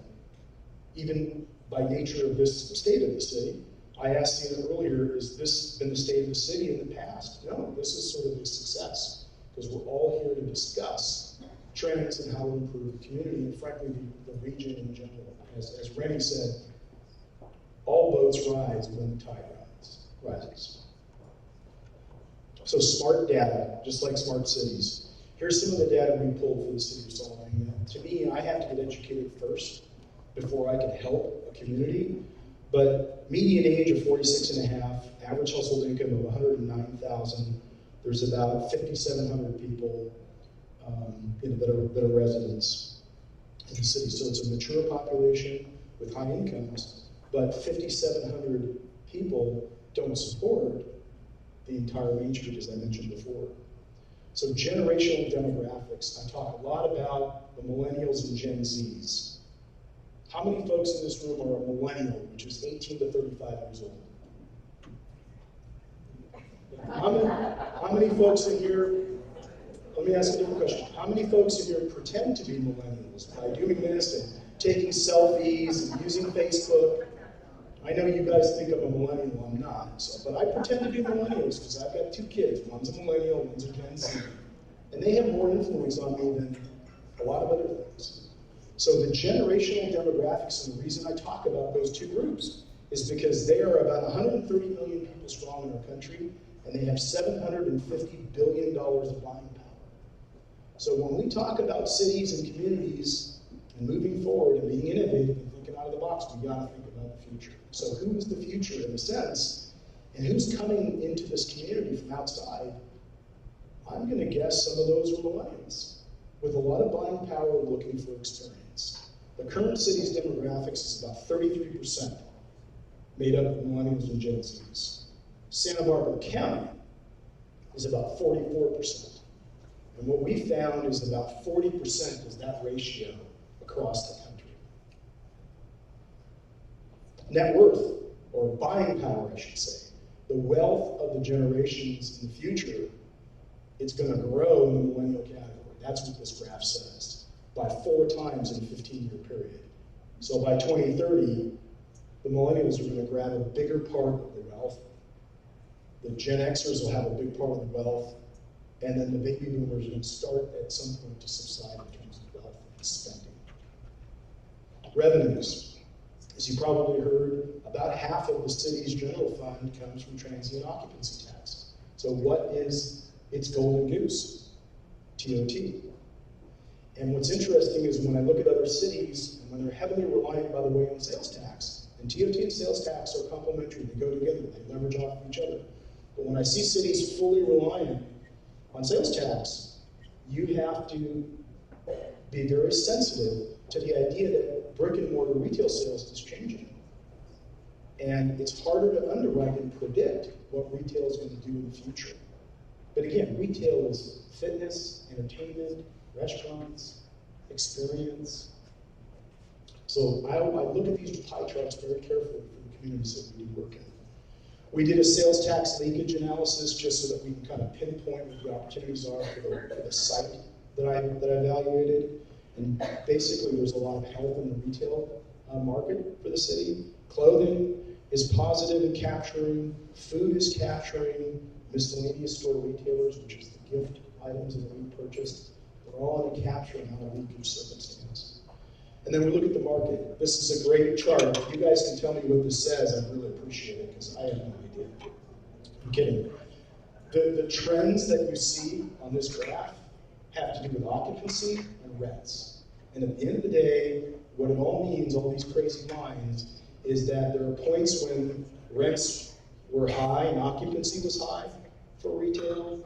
It subsided, and then now it's on the trend to be pretty healthy. So rents are up, they're strong, vacancy is down and pretty stable. Have a plan. So the first step for a community is get educated. Get some good data, find out what who's coming and going. The second is to engage, which is essentially what we're doing here today, is having engagements, talking to the community, getting feedback from the community. And lastly, that'll help inform what the right thing to entitle is, what the right project is that makes sense within a community. So implementation tools and economic development, what's in your economic development wallet? There's lots of strategies that we're using today, having an offensive and a defensive approach, building a bridge, and then I just want to have some fun with some of the folks that we've used in the past and the trends that we've used. Again, Einstein being our sort of featured guest today, and thinking outside the box. And I want to close broadly with one other quote from Albert Einstein. Insanity is doing the same thing over and over again, expecting the same results. And at the end of the day, we can't change, we can't innovate, we can't think outside the box if we're using the same concepts that got us into trouble in the first place. So think outside the box in 2020. Thank you.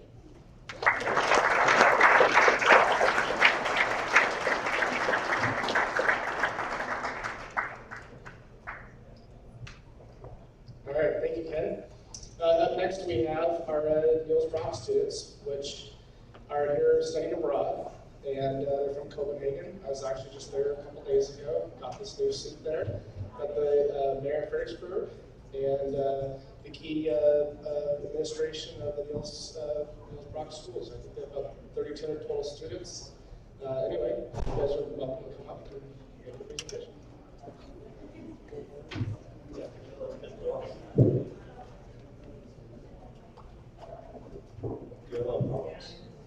Which one do you use today?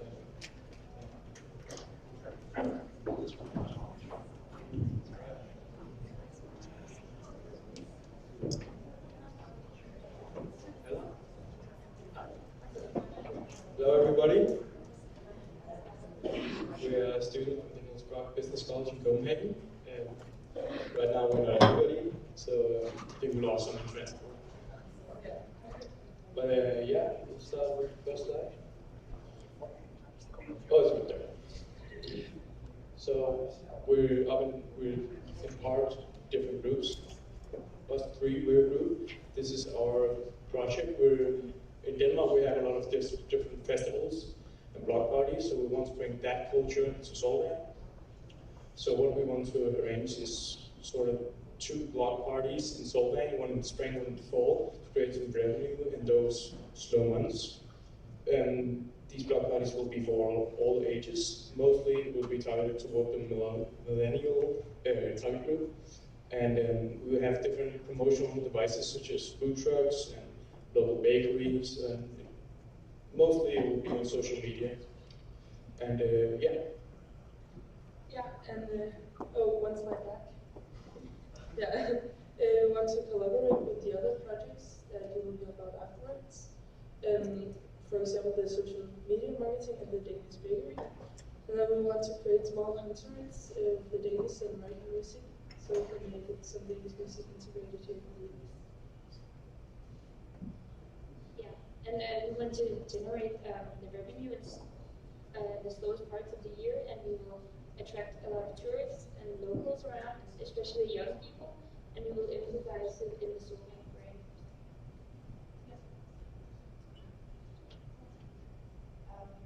Yeah. So our project is to kind of get some of the Danish culture implemented more in the city of Solvang that we have right now. So we want to implement this old Danish tradition known as Sønderjysk Kageport, which is basically just a cake buffet, and it has been used for many centuries to create this kind of quality time with friends and family and the community in general, and to try and get a better relationship between the older generations and the newer ones and strangers alike, and to try and get this more taste of Denmark into the city of Solvang. Yes, so next slide. Yes, so our aim is to give Solvang a slice of Danish hygge, and that's in other words Danish identity. And this will happen through an event on the Queen's birthday, April 16th, where we'll give the Valley's bakeries an opportunity to promote their cakes, and then we'll create an enhanced competition. And we really need the bakeries to get out of their stores so they can meet the customers' demand and create a Danish connection, which requires a new product range, or a product range that sort of fits the modern Denmark and not cakes from centuries ago, and that will contribute to a wholehearted experience.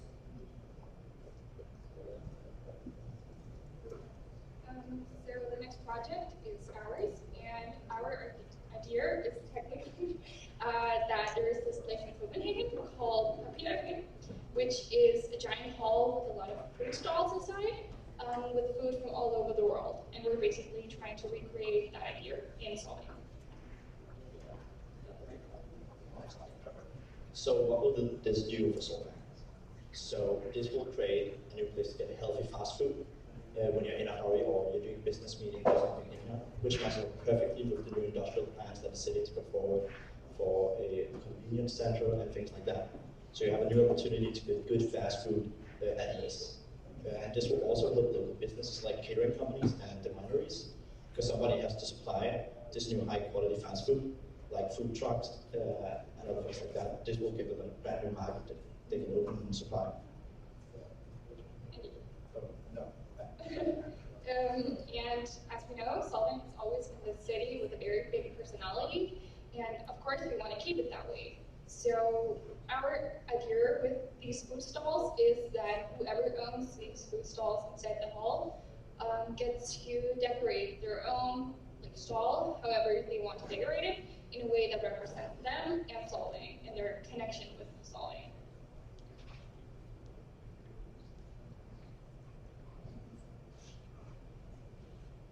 Our project is smart cities, and we want to make Solvang like modern Denmark by using technology. We want to implement some of the modern Danish culture and modern Danish technology and way of living through smart city technologies. We are developing a serious application for the easy living of the tourists, the locals, and the governmental officials.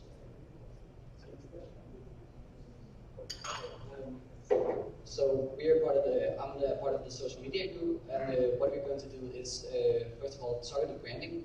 We're going to make sure that people on the different social media platforms get posted stuff and events in Solvang related to them, stuff they would be interested in. We're also going to improve and innovate on the stuff that's already here in Solvang. We're going to do some innovating with maybe some Snapchat as a platform that Solvang isn't yet on.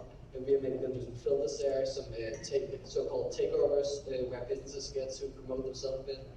And we'll get to the next slide. Thanks. How does it fit with the Solvang brand? Well, we are going to, first of all, promote events.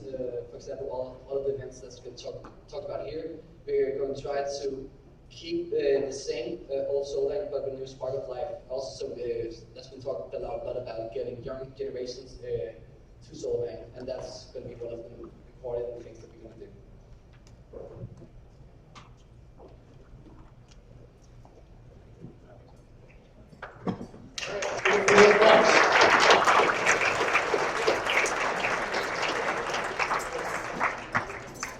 So with that, we'll kind of conclude the session here. Thank you everyone for coming.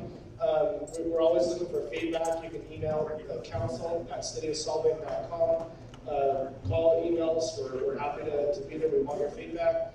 For those interested in our local government, we have representatives from SPCAG, our regional transportation. City staff is here back. We have tables set up. We have information on infrastructure, on water, sewer, and traffic. We also have a guest here, Jay Freeland, who's willing to speak about smart cities. You can always be coming back. We welcome you to take home any of the sample pieces. They're yours. With that, if there's any questions, thank you.